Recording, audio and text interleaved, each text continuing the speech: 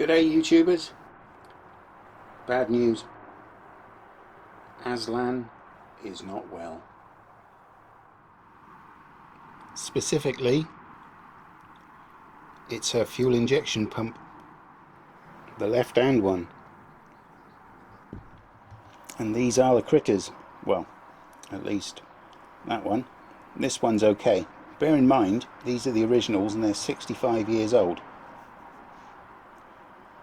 And I've taken off the left hand one and sent that to a specialist diesel rebuilders in Sheffield, and I'm waiting with bated breath for the phone call saying that they've done it.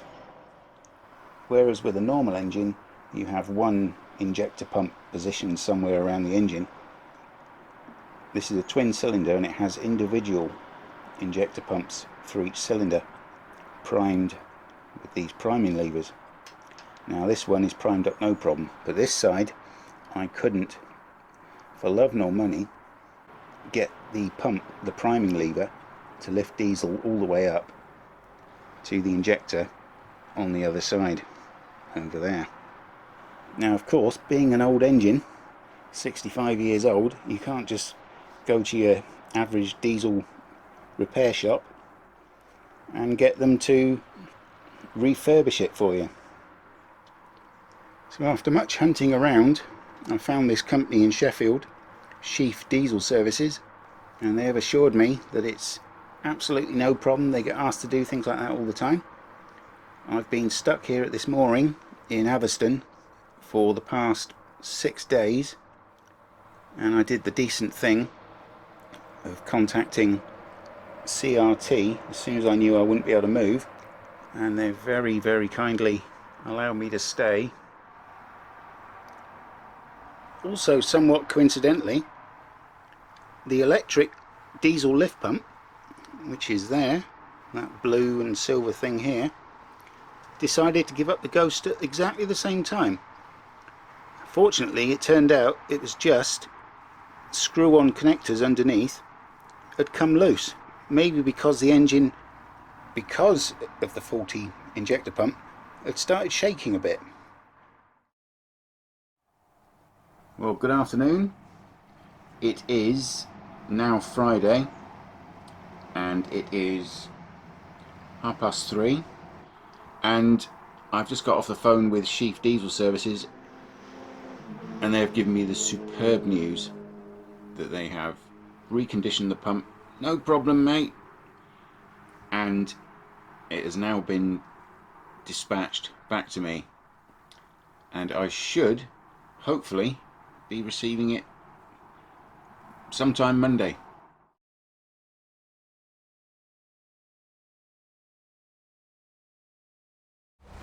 I've got it. Whee! Right, off back to the boat. Let's get this little thing back on, eh? So let's open this beast up then, eh?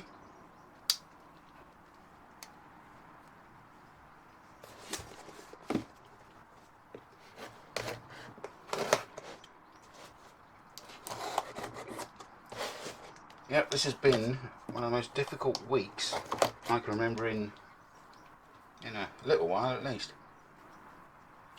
Not knowing if it was going to be able to be reconditioned or not, and then the weight. Good packaging. Oh my word, that has been cleaned up. Wow. Oh, it's a smell of clean metal.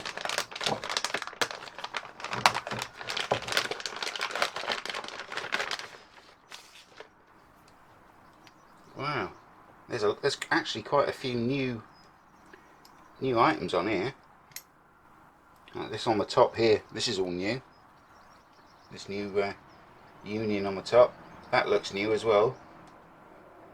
And some new washers.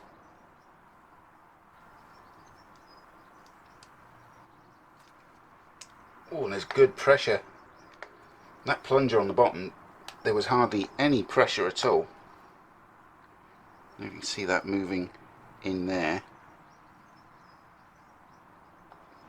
That was all wobbly, that was...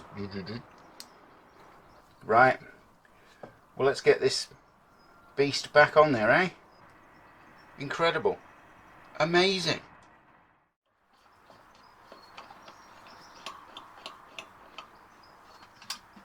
I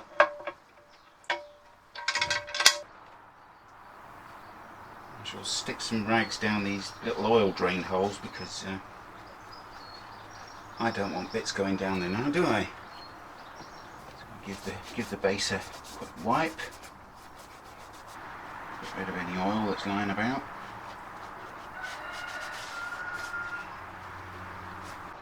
Thanks, by the way, to Peter, a viewer in Australia, I think. If you're in New Zealand, I apologise. Very helpful suggestions, very encouraging. So, hello, Pete.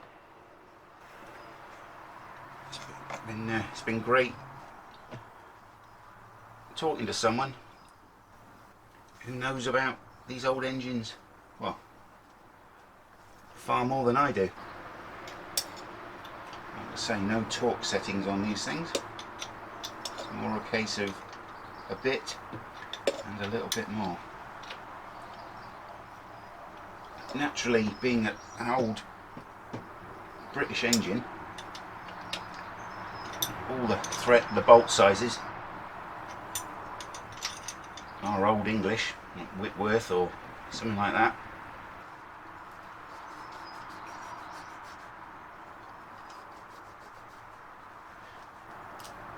One washer on, and then very fiddlingly, there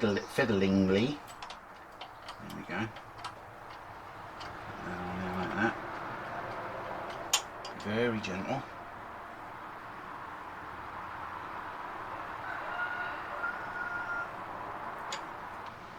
Then we have to put the sort of shock absorbing spring, or whatever you call it, onto this one, which will be one tiny little washer.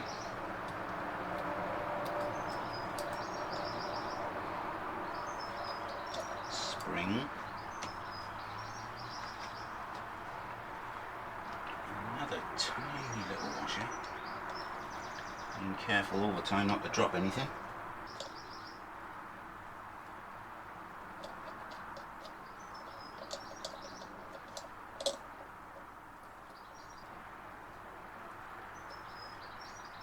Then I have to adjust the distance from the end of this nut to the inside of this arm, which I did before I took it off, and it was 40 millimeters plus a smidge, which I remember.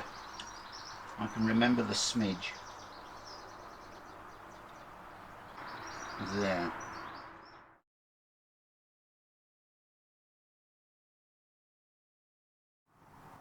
After about 2 hours there, maybe 3, I believe I'm ready.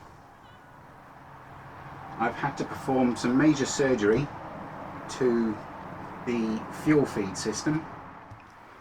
This was the old fuel filter housing. Now, at some point previously, someone had installed a more modern fuel filter.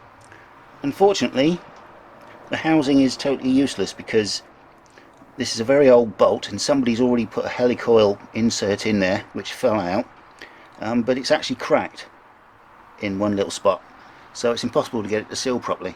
Plus the fuel filter element that is in there is totally the wrong sort for this old filter housing, and in fact the filter was just sitting in there floating about in the diesel. It's not sealed either end, so it was doing nothing. So I've run from the fuel pump and the original line here. I've now installed an inline marl filter, and I had to commit the ultimate sacrifice, which was to cut the end off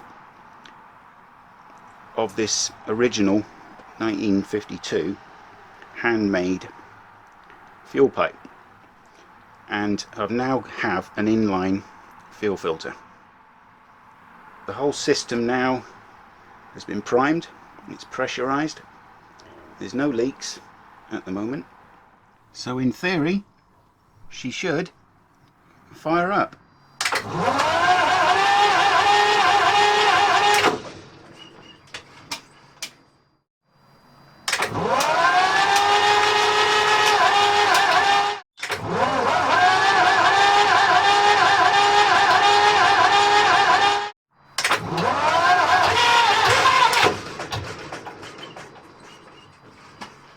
That was encouraging. Let's go.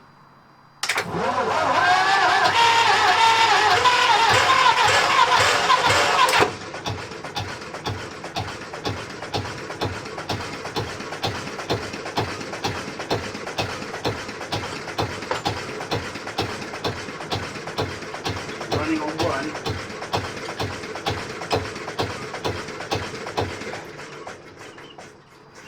Ah, she's running on that one. Well, that's amazing. That's unheard of. She's actually running on the one that she wasn't running before, which is very encouraging. So this side I should just give it another little bleed. This is the side that was working.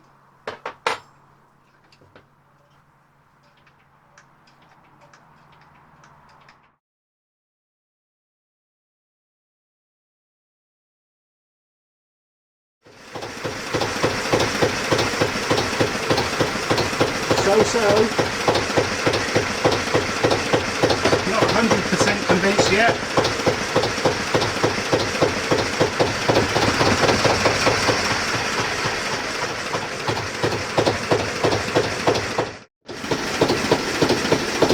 Well, she never ran like that before.